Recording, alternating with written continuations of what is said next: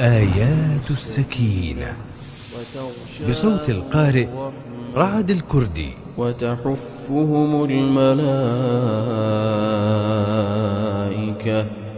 وجعلنا ممن تذكرهم عندك في الملأ الأعلى.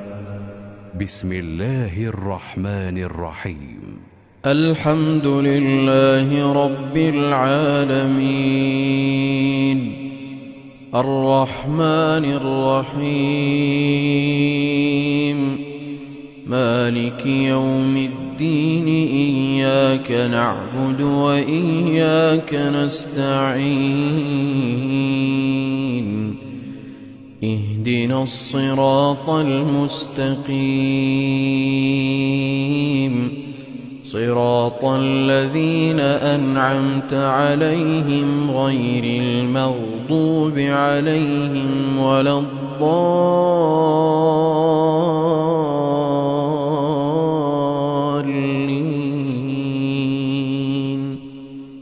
أعوذ بالله من الشيطان الرجيم. وقال لهم نبيهم إن آية ملكه أن يأتيكم التابوت فيه سكينة من ربكم وبقية مما ترك آل موسى وآل هارون تحمله الملائكة إن في ذلك لآية لكم إن كنتم مؤمنين. أعوذ بالله من الشيطان الرجيم. ثم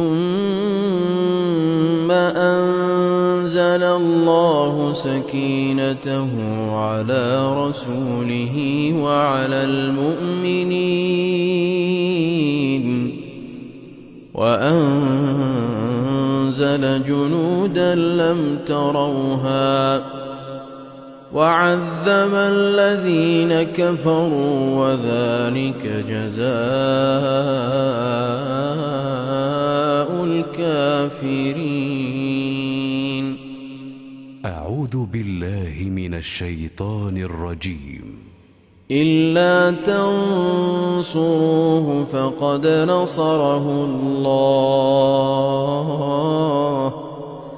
إذ أخرجه الذين كفروا ثاني اثنين إذ هما في الغار إذ يقول لصاحبه لا تحزن إن الله معنا فأنزل الله سكينته عليه وأيده بجنود لم تروها وجعل كلمة الذين كفروا السفلى وكلمة الله هي العليا والله عزيز حكيم.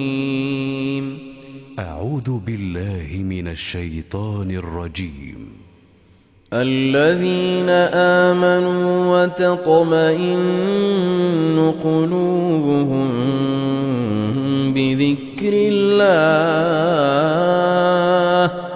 ألا بذكر الله تطمئن القلوب. أعوذ بالله من الشيطان الرجيم.